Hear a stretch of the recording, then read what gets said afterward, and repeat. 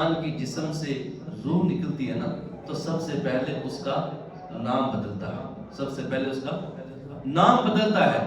چوری صاحب مر گئے، فلاں صاحب مر گئے، فلاں صاحب مر گئے، لیکن اب اس کو ہم کیا کہہ رہے ہیں؟ فلاں گھر میں میت پڑی ہے، فلاں گھر میں مردہ پڑا ہوا ہے، فلاں گھر میں میت پڑی ہے، لاش پڑی ہے، مردہ پڑا ہے، میت پڑی ہے، ہم اس کا یہ نام لیتے ہیں۔ اس کا نام ختم ہو گیا، نام کا نشہ ختم ہوا، اب اس کا مکان کا نشہ۔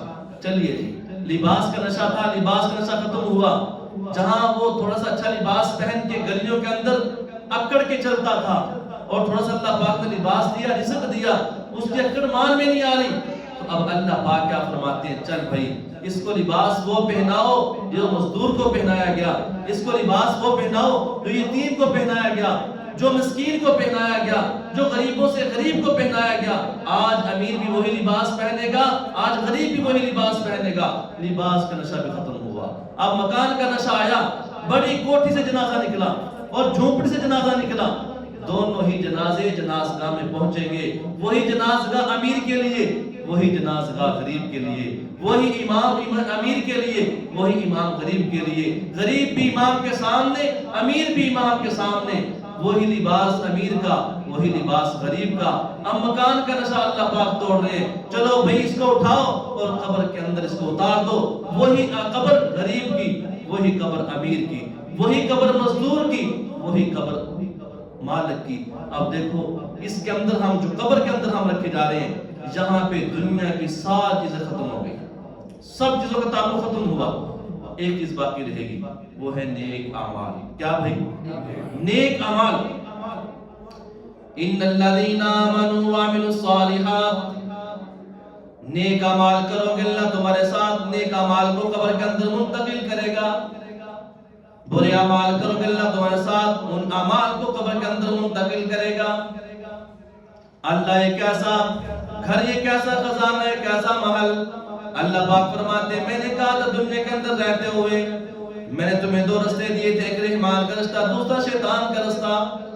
اب میں نے تمہیں تعلیم کے لیے انبیاء کو بھیجا، اماموں کو بھیجا، مولویوں کو بھیجا، عالموں کو بھیجا، مسجدوں کے اندر بیان ہوتے آئے، قرآن مجید کو نازل کیا، حدیث مبارکہ میں نے پڑھنے کے لیے تمہیں دے دی۔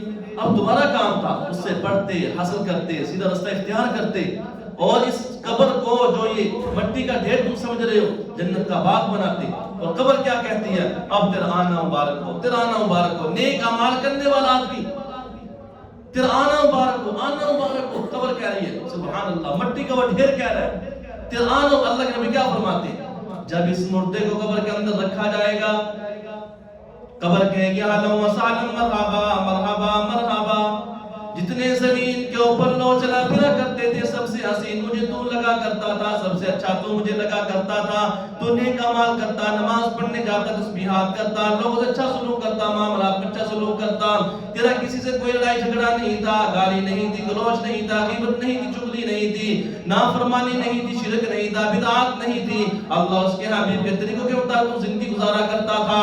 اب جناب نبی کریم صلی اللہ علیہ وسلم کے طریقوں کے مطابق زندگی گزارنے والا قبر کے اندر رکھا جائے گا، قبر کے گا اہلا و سہلا مرحبا مرحبا، تو آیا تیرا آنا مبارک ہو، تیرا آنا مبارک ہو، جتنے لوگ زمین پہ چلا کرتے تھے سب سے حسین مجھے تو نظر آیا کرتا تھا، سب سے حسین تو مجھے نظر آیا کرتا تھا۔ اب قبر کہے گی تو جہاں تک دیکھے گا میں وہاں تک وسیع ہوتی چلی جاؤں گی۔ یہ اللہ کے نبی کا فرمان تمہیں سنا، جہاں تک تو دیکھے گا نظر جائے گی، اللہ پاک روح کو لٹائیں گے اور وہ وہاں تک دیکھے گا، پھر وہاں تک اس کی قبر کو اللہ پاک وسیع فرمائیں گے، اور پھر فرمایا کہ جنت کے فرشتوں کو حکم دیا جائے گا جاؤ اس میرے نیک بندے کے لیے جنت سے بستر لائے جائیں، سبحان اللہ، جنت کے بستر لائے جائیں اور جنت کی خوشبو میں محل اس کے قبر کو بنایا جائے۔ اب یہ قبر ہے جنت کا باغ بننے والا، اس لیے ہم نیک اعمال کریں گے بھائی ہمیں اللہ پاک جنت عطا فرمائے۔ اب کیا ہم اپنے لباس کے لیے، مکان کے لیے، نہ ہمارے اندر حلال کی تمیز رہی نہ ہمارے اندر حرام کی تمیز رہی، جیسا آ رہا ہے آنے دو، میں نے مکان بنانا ہے، لباس بنانا ہے، نام بنانا ہے، میں نے گاڑی خریدنی ہے، میں نے فلاں کام کرنا، اللہ پاک ہم سب کو وسیع وافر حلال رزق عطا فرمائے۔ یہ بات نہیں کر رہا کہ کسی کو رزق نہ ملے، دعا کرتے اللہ سب کو حسن رزق حسن عطا فرمائے۔ لیکن کیا بھی حرام سے بچنا ہے، حرام سے۔ علماء کیا فرماتے ہیں؟ جس کے پیٹ کے اندر ایک حرام کا لقمہ برکی چلی گئی 40 دن اس کی اللہ پاک دعا قبول نہیں فرماتے، 40 دن اس کی دعا قبول نہیں ہو رہی۔ اور ہم جس مولوی سے کہہ رہے ہیں مولوی صاحب دعا کرو دعا کرو، اگر مولوی کے پیٹ میں 40 وہ لقمے چلے گیا ایک بھی تو 40 دن مولوی صاحب کی دعا قبول نہیں ہوگی۔ اس لیے کوشش کی جائے گھر کے اندر نمازی کھانا بنائے، نمازی کا اہتمام کی جائے کہ نماز پڑھو بھی، نماز پڑھو، نمازی جو ہے وہ کھانا بنائے۔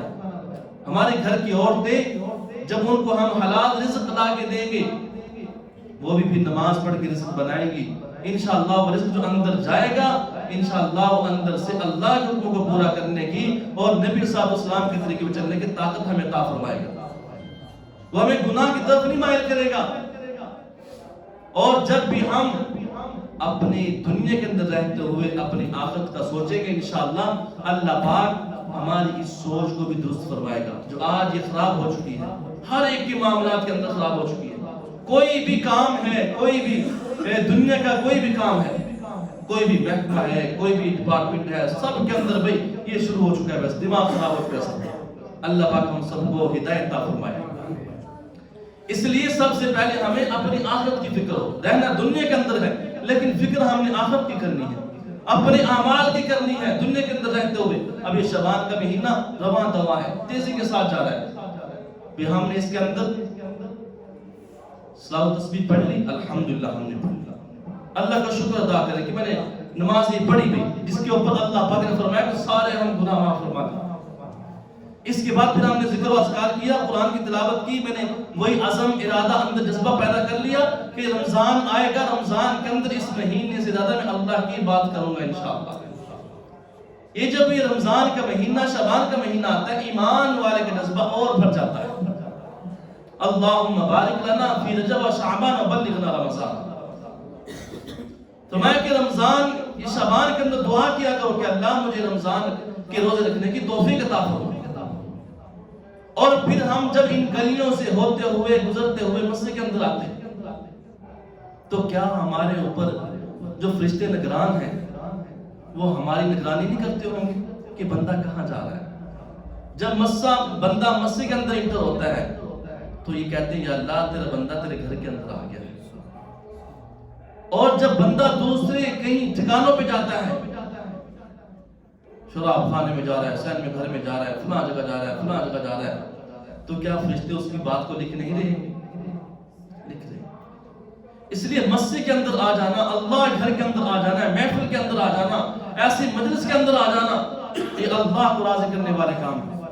اور پھر ہم ان چیزوں کو گواہ بنا رہے ہیں، اعلان کیا جائے گا فلاں ملک صاحب، فلاں رانا صاحب، فلاں چودھری صاحب، فلاں میاں صاحب فوت ہو گئے، جنازہ گھر سے نکلے گا لیکن آواز دینے والا فرشتہ آواز دے گا اور لوگوں تمہیں کیا پتا یہ تو فلاں نہیں ہے، فلاں نہیں ہے، فلاں نہیں، تم نے تو ملک صاحب بنا دیا، رانا صاحب بنا دیا، فلاں میاں صاحب بنا دیا، لیکن تم اس کا چہرے سے کفن تو اٹھا کے دیکھو محمد کا غلام نظر آ رہا ہے، یہ تو محمد کا غلام نظر آ رہا ہے، اس نے دنیا کے اندر رہتے ہو اللہ اور اس کے رسول کو راضی کرنے کے اعمال کیے، اس نے نماز کبھی نہ چھوڑی، قرآن کی تلاوت کبھی نہ چھوڑی، جب بھی موقع ملتا قرآن کو کھول کے بیٹھ جایا کرتا، جب بھی ملتا درود پاک کے نغمے تحفے نبی صلی اللہ علیہ وسلم کو مدینے کے اندر پہنچا دیا کرتا، جب بھی موقع ملتا لوگوں کے ساتھ چلتا پھرتا سلام کیا کرتا تھا، جب اس کو موقع ملتا کسی کو گالی نہیں دیا کرتا تھا، کسی کو برا بھلا نہیں کہتا تھا، چغلی یہ نہیں کرتا، غیبت یہ نہیں کرتا، جھوٹ اس نے نہیں بولا، اس نے حرام نہیں کھایا۔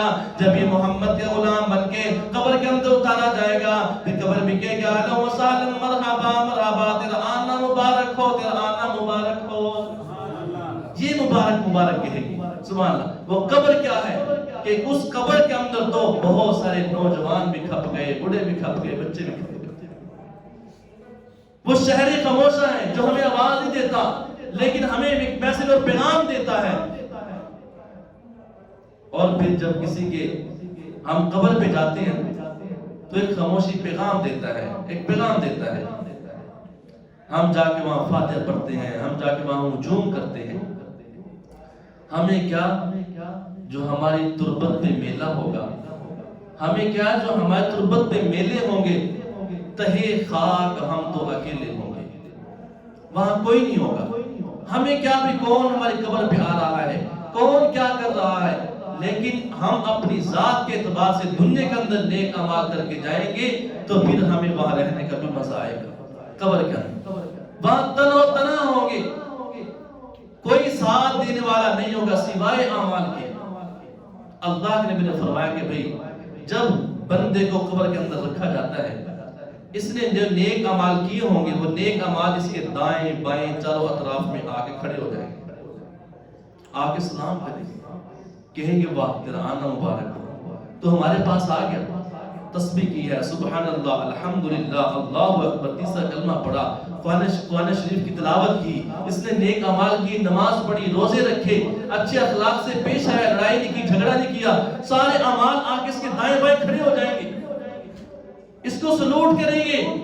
فرشتے آئیں گے منکر نکیر جو سب سے پہلے آتے ہیں, آپ بھی ہمارے پاس ہیں, آپ اس سوال جواب کرنے کے لیے آئیں گے. فرشتے کہیں گے پیچھے پیچھے ہٹ جاؤ, اس مردے سے پیچھے پیچھے ہٹ جاؤ. تو کون ہے؟ میں اس کی نماز ہوں. تو کون ہے؟ میں روزہ ہوں. تو کون ہے؟ میں صدقہ زکات ہوں, خیرات ہوں. تو کون ہے؟ میں اس کے اچھے اعمال ہوں. تو کون ہے؟ اس کی میں تسبیح ہوں, سبحان اللہ, الحمدللہ, اللہ اکبر. تو کون ہے؟ میں قرآن مجید ہوں. بھئی آپ کیا کرنے اس کے پاس آ گئے ہو؟ میں کہ اللہ پاک نے ہمیں دنیا کے اندر بھیجا تھا, اس نے ہمارے دنیا کے اندر رہتے ہوئے ہمارے ساتھ تعلقات مضبوط کی, ہم سے محبت کی.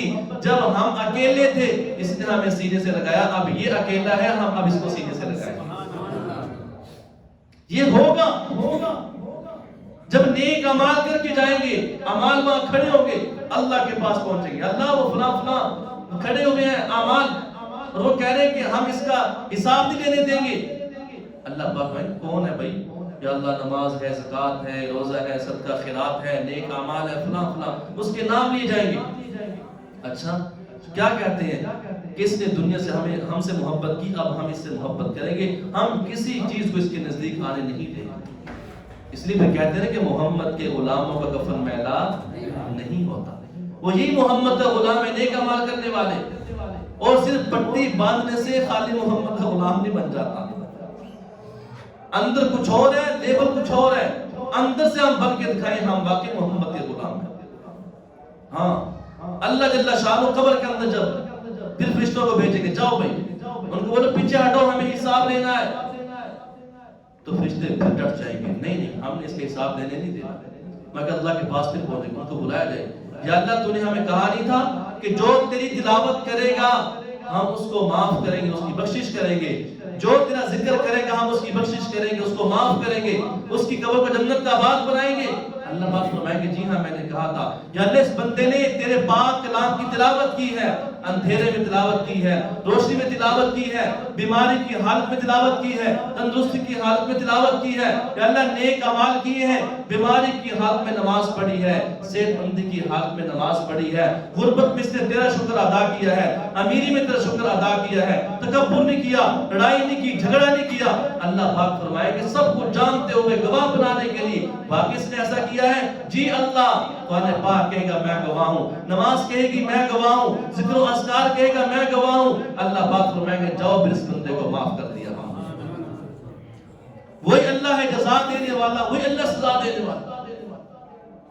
میں اپنے ہی انداز میں کہوں گا کہ سزا دینے والا, جزا دینے والا, وہ سارے دکھوں کی دوا دینے والا. ذرا غور تو کر تو قبروں پہ جا کر, ذرا غور تو کر تو قبروں پہ جا کر, وہ مٹی میں ہیرے ملا دینے والا, سزا دینے والا, جزا دینے والا. قابل غور شعر, کوئی صدق دل سے معافی تو مانگے, سبحان اللہ, کوئی صدق دل سے معافی تو مانگے, کوئی صدق دل سے